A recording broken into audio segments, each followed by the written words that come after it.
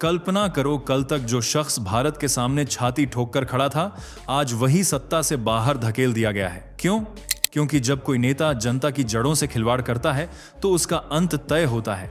नेपाल के प्रधानमंत्री रहे केपी ओली ने यही गलती की। भारत की दोस्ती को गद्दारी समझा, चीन की गोद में जा बैठे और अब सड़कों पर वही जनता चिल्ला रही है, नेपाल को चाहिए हिंदू राष्ट्र।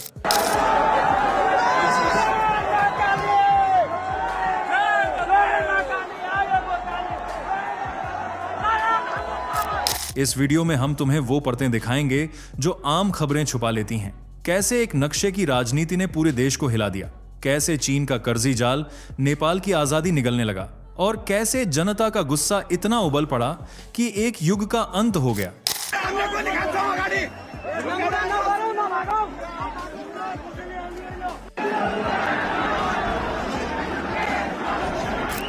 सोचो जरा, एक तरफ लाखों लोग झंडे लिए सड़कों पर हैं, दूसरी तरफ सत्ता के गलियारों में सन्नाटा है।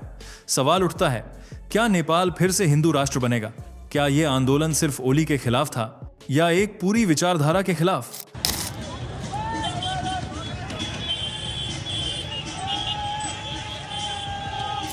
और भारत को इस मोड़ पर क्या करना चाहिए?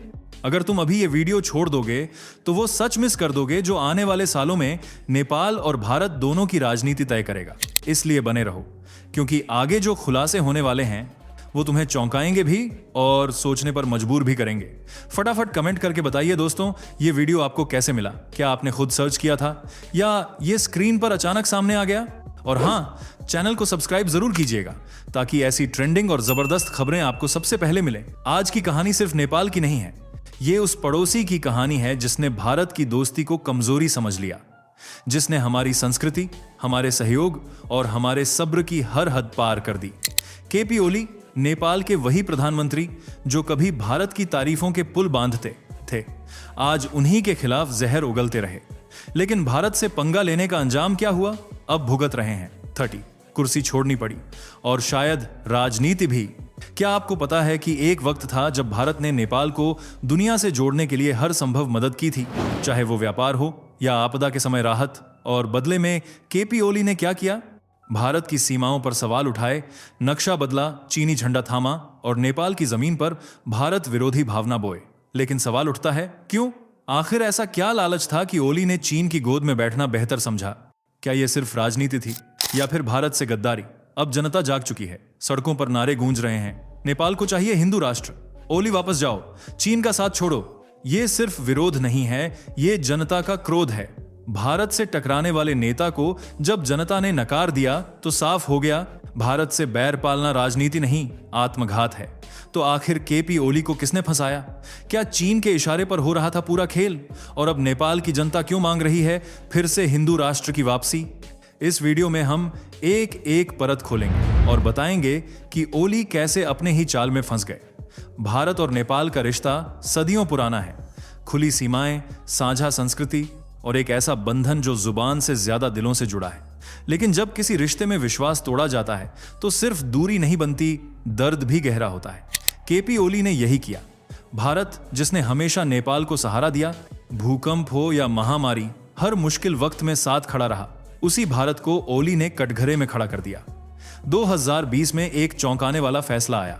ओली सरकार ने नया राजनीतिक नक्शा जारी किया जिसमें भारत के काला पानी, लिपुलेख और लिम्पियाधुरा इलाकों को नेपाल का हिस्सा बताया गया। यह सिर्फ एक नक्शा नहीं था, यह भारत की संप्रभुता पर सीधा हमला था। और सवाल यह है, क्यों किया ओली ने ऐसा? राजनीति के जानकार कहते हैं कि यह सब चीन के इशारे पर हो रहा था। उस समय भारत और चीन के बीच गलवान में तनाव चरम पर था और उसी मौके पर ओली ने भारत के खिलाफ आग उगलनी शुरू कर दी। भारत की नीतियों को औपनिवेशिक बताया गया, भारतीय संस्कृति पर तंज कसे गए, यहां तक कि राम का जन्मस्थान भी नेपाल में बताकर धार्मिक टकराव भड़काने की कोशिश की गई। इतना ही नहीं, जमबत का आग उगलनी है कि हाल के पास बताया गया थे और आग उगलनी की कोशिश की गई। भारत नेपाल के व्यापारिक रिश्ते भी इस तनाव के चलते कमजोर हुए। पेट्रोल, डीजल और जरूरी सामान की कमी ने नेपाल की आम जनता को झकझोर कर रख दिया। लेकिन ओली को परवाह नहीं थी। उन्हें तो बस चीन की गोद में बैठना था। ओली सरकार ने खुलेआम चीन के साथ सैन्य और इंफ्रास्ट्रक्चर डील्स करना शुरू कर दिया। नेपाल को चीन के बेल्ट एंड रोड इनिशिएटिव में घसीट लिया गया। जो प्रोजेक्ट दिखने में मदद जैसे लगते हैं, असल में अणजाल का हथियार हैं। लेकिन ओली भूल गए कि नेपाल की जनता सब देख रही है। उन्हें दिख रहा था कि कैसे उनका प्रधानमंत्री नेपाल की अस्मिता को गिरवी रख रहा है, भारत से टकराकर और चीन के सामने झुककर। यह गद्दारी सिर्फ एक देश से नहीं थी, ये नेपाल की आत्मा से गद्दारी थी। और जब गद्दारी का बोझ बढ़ता है तो एक दिन कुर्सी भी जवाब दे देती है। अब बात उस चाल की जिसने नेपाल को धीरे धीरे अपने शिकंजे में ले लिया। नाम था BRI, belt and road initiative. चीन की सबसे बड़ी रणनीतिक योजना, जिसके पीछे सिर्फ विकास नहीं, वर्चस्व का सपना छिपा है। और KP ओली बस एक मोहरा बन गए इस वैश्विक खेल में। 2018 में ओली सरकार ने नेपाल को BRI में शामिल किया। जनता को बताया गया, अब नेपाल में सड़कें बनेंगी, पुल बनेंगे और आर्थिक क्रांति आएगी। लेकिन सच्चाई ये थी कि ये सारे प्रोजेक्ट कर्ज पर आधारित थे। चीनी कर्ज, चीनी कंपनियां और चीनी शर्तें। आज नेपाल की सड़कों पर काम तो चल रहा है, लेकिन किस कीमत पर? कर्ज पर कर्ज, विकास के नाम पर चालबाजी और आत्मनिर्भरता के बदले पर निर्भरता। चीन ने यही किया श्रीलंका के साथ, 99 साल के लिए हड़प लिया। अब वही स्क्रिप्ट नेपाल में दोहराई जा रही है। BRI के तहत जो प्रोजेक्ट शुरू हुए, उनमें से ज्यादातर ओवर बजट हो गए या अधूरे रह गए। चीन ने अपनी कंपनियों को काम दिलवाया, लेकिन नेपाल को कर्ज चुकाने के लिए अपने संसाधन बेचने की नौबत आ गई। ओली ने चीन के साथ इतने समझौते कर लिए कि अब नेपाल की नीति और नीयत दोनों पर सवाल उठने लगे। क्या नेपाल अब खुद फैसले ले पा रहा है? दोनों पर आंख और इस गिरदी ने, या फिर हर कदम बीजिंग से तय हो रहा है? और यही है चीन का चक्रव्यूह। कर्ज का जाल बिछाओ, निर्भरता पैदा करो और फिर संप्रभुता निकल जाओ। लेकिन ओली को फर्क नहीं पड़ा। उन्हें अपनी कुर्सी चाहिए थी, चाहे उसके लिए देश को गिरवी क्यों न रखना पड़े। अब जनता पूछ रही है, क्या यही विकास था? क्या यही नेतृत्व था? नेपाल की आजादी कोई सौदेबाजी नहीं है, और ओली ने जो सौदा किया वो आज पूरे देश पर भारी पड़ रहा है। कभी कभी जनता की आवाज सिर्फ नाराजगी नहीं होती, वो इतिहास बदलने का ऐलान होती है। नेपाल में कुछ ऐसा ही हुआ। ओली सरकार की एक के बाद एक गलतियों ने सिर्फ कूटनीति नहीं बिगाड़ी, जनता का भरोसा तोड़ दिया। और जब जनता टूटती है तो चुप नहीं रहती, वो सड़कों पर उतरती है। काठमांडू से लेकर पोखरा तक, तराई से लेकर पहाड़ी इलाकों तक, नेपाल को चाहिए हिंदू राष्ट्र। ओली मुर्दाबाद, भारत से बैर बंद करो जैसे नारों की गूंज हर गली में सुनाई देने लगी। देश के कोने कोने में उठी एक ही आवाज, अब बहुत हुआ। ये कोई गारिक आम विरोध नहीं था, ये एक चेतावनी थी उस सत्ता को जिसने जनता को नजरअंदाज किया, जिसने देश की अस्मिता से खिलवाड़ किया। लाखों लोग झंडे लिए, बैनर लिए, दिलों में आक्रोश लिए सड़कों पर निकल पड़े। छात्रों ने क्लासरूम छोड़े, बुजुर्गों ने मंदिरों से बाहर आकर मार्च किया और युवाओं ने सोशल मीडिया को हथियार बना लिया। हमें चाहिए धर्म, संस्कृति और सम्मान की वापसी। आंदोलन तेजी से फैल रहा था, लेकिन इसमें कोई हिंसा नहीं थी। यह था जनता का संगठित और सोच समझकर उठाया गया विद्रोह। हर पोस्ट, हर वीडियो, हर ट्वीट एक ही बात कह रहा था, ओली देश नहीं, सिर्फ खुद की सत्ता बचा रहे हैं। और जब आम नागरिकों का भरोसा टूटता है, जब माँ बाप अपने बच्चों का भविष्य खतरे में देखते हैं, तो वो क्रांति बन जाते हैं। ये आंदोलन सिर्फ ओली के खिलाफ नहीं था, ये था हर उस विचारधारा के खिलाफ जो नेपाल को उसकी जड़ों से काटना चाहती थी। ओली सोच रहे थे कि जनता थक जाएगी, लेकिन वो भूल गए, जनता जब जागती है तो सत्ता के कंगूरे हिल जाते हैं। जब नेपाल दुनिया का एकमात्र हिंदू राष्ट्र था, ये सिर्फ एक वाक्य नहीं, ये गर्व, पहचान और आस्था का प्रतीक था। वो समय जब ज्ञानेंद्र शाह नेपाल के राजा हुआ करते थे, जहां भगवान पशुपतिनाथ के मंदिर की घंटियों की गूंज से दिन शुरू होता था, जहां संविधान में धर्म स्पष्ट था, हिंदू राष्ट्र। लेकिन 2008 में सब बदल गया। माओवादी आंदोलन के बाद नेपाल धर्मनिरपेक्ष घोषित कर दिया गया। राजशाही समाप्त हुई और साथ ही हिंदू पहचान को धीरे धीरे मिटाया जाने लगा। समय बदला, लेकिन भावना नहीं। अब वो भावना नहीं तो खोज मानता है, फिर से जाग उठी है। लोग कह रहे हैं, हमारा इतिहास, हमारी आस्था, हमारी जड़ें क्यों छीनी गईं? आज नेपाल की 80% से अधिक आबादी हिंदू है, तो सवाल उठता है, जब बहुमत हिंदू है तो संविधान में लगान से जुड़ दे के दूसरा खो सकता है।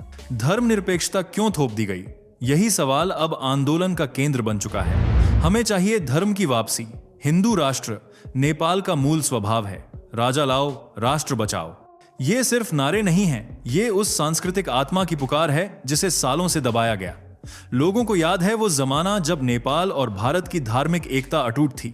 गंगा जमुनी संस्कृति, तीर्थ यात्रा की खुली सीमाएं, काठमांडू से काशी तक एक जैसी परंपराएं। अब जनता पूछ रही है, क्या धर्म भूल जाना ही प्रगति है? क्या पश्चिम की नकल ही आधुनिकता है? केपी ओली की सरकार ने इस पुकार को लगातार अनसुना किया। उन्होंने संविधान में कोई बदलाव नहीं किया, बल्कि धर्मनिरपेक्षता को और मजबूत किया। पर अब जनता चुप नहीं रहेगी। हिंदू राष्ट्र सिर्फ एक मांग नहीं, वो नेपाल की आत्मा है और आत्मा को दबाया नहीं जा सकता। जब पुरानी राजनीति थक जाती है तो जरूरत होती है नए चेहरों की, नई सोच की और नए जोश की। नेपाल में यह चेहरा है बालन शाह।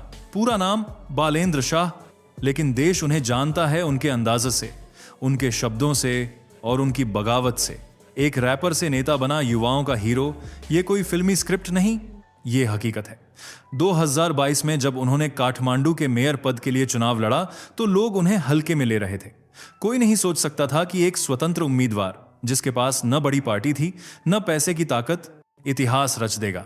लेकिन बालन शाह सिर्फ चुनाव नहीं जीते, उन्होंने देश के युवाओं का दिल जीत लिया। उनके रैप्स में था सिस्टम पर वार, उनकी पोस्ट्स में था कड़वा सच और उनके हर स्टेटमेंट में थी जनता की आवाज। जब ओली के खिलाफ आंदोलन उबल रहा था तब बालन शाह ने सिर्फ एक वीडियो पोस्ट किया, अब समय है चुप्पी तोड़ने का, बस। फिर क्या था? हजारों युवाओं ने उस वीडियो को शेयर किया, हजारों ने उसी लाइन को पोस्ट की कैप्शन बनाया। कहते हैं आंदोलन को आग चाहिए होती है, और बालन शाह ने वही आग दी, लेकिन नफरत से नहीं, उम्मीद से। आज नेपाल की गलियों में लोग कह रहे हैं, हमें बालन चाहिए, बर्बादी नहीं। उनका चेहरा सिर्फ एक नेता का नहीं है, वो एक बदलाव का प्रतीक बन चुके हैं। जिस देश की राजनीति वर्षों से थमी हुई थी, अब वहां एक रैपर, एक इंजीनियर और एक विचारशील युवा क्रांति का चेहरा बन गया है। हर तानाशाह सोचता है कि वो अजेय है, लेकिन इतिहास बार बार साबित करता है, जनता जब फैसला करती है तो ताज भी गिरते हैं।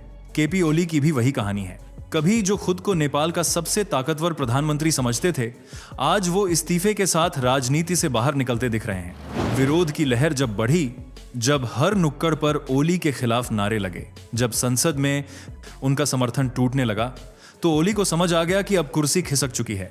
जनता ने उन्हें चलता किया। ना पार्टी बचा सकी, ना चीन की दोस्ती काम आई, ना ही झूठे वादे दोहराने से कुछ हुआ। जिस सत्ता को लेकर वो भारत से बैर कर बैठे थे, जिस कुर्सी के लिए उन्होंने धर्म और संस्कृति की अनदेखी की, वही सत्ता अब उन्हें अपमानित करके बाहर निकाल चुकी है। जो बोया वही काटा। और खास बात यह है, जहां एक तरफ ओली सत्ता से बाहर हो रहे थे, वहीं दूसरी तरफ बालन शाह जैसे नेता जनता के बीच उम्मीद की लौ बनकर चमक रहे थे। एक युग खत्म हुआ और शायद एक नया युग शुरू भी। अब ओली कहां हैं? कभी मीडिया से बचते, कभी विदेश भागते और कभी अपने ही समर्थकों के सवालों से घबराते। इतिहास उन्हें एक ऐसे नेता के रूप में याद रखेगा जिसने देश से ज्यादा खुद की सत्ता को तवज्जो दी और अंत में सब कुछ खो दिया। अब जब ओली की विदाई हो चुकी है और नेपाल एक नए दौर की दहलीज पर खड़ा है, तो सवाल उठता है, भारत क्या करे? सबक तो मिल गया, दोस्ती की भी एक सीमा होती है, और जब कोई पड़ोसी उस सीमा को लांघता है तो सिर्फ रिश्ते नहीं टूटते, भरोसा भी बिखरता है। लेकिन भारत के लिए यह वक्त गुस्से का नहीं, बल्कि रणनीतिक सोच का है। अब भारत को सतर्क रहना होगा। नेपाल में जो नई लहर उठ रही है, हिंदू राष्ट्र की मांग, बालन शाह की लोकप्रियता, ये भारत के लिए एक अवसर है और एक जिम्मेदारी भी। हमें याद रखना होगा कि नेपाल और भारत का रिश्ता सिर्फ भौगोलिक नहीं, वो सांस्कृतिक है, ऐतिहासिक है, आध्यात्मिक है। हमें चाहिए कि हम नेपाली जनता के भरोसे को फिर से जीतें, सम्मान के साथ, सहयोग के साथ। बाहरी ताकतें फिर कोशिश करेंगी भारत नेपाल के बीच दरार डालने की, लेकिन हमें ये दरार पुल में बदलनी है। राजनीति आएगी जाएगी, पर सदियों की सांस्कृतिक एकता को हमेशा बनाए रखना हमारी जिम्मेदारी है। नेपाल अब बदलाव की ओर देख रहा है और भारत को उसके साथ चलना है, दबाव बनाकर नहीं, हाथ पकड़कर। दोस्तों, अगर आपको लगा कि यह सच्चाई जाननी जरूरी थी तो अभी वीडियो को लाइक कीजिए, चैनल को सब्सक्राइब कीजिए और घंटी दबाइए, क्योंकि आगे जो खुलासे आने वाले हैं वो और भी बड़े होंगे। और हाँ, कमेंट करके बताइए आप नेपाल और भारत के रिश्ते को कैसे देखते हैं। दोस्तों, आपके स्क्रीन पर 2 और वीडियो दिख रही हैं, जिसे देखने के लिए आप स्क्रीन पर क्लिक करें। दोनों देखिएगा, बहुत अच्छी वीडियो बनी है।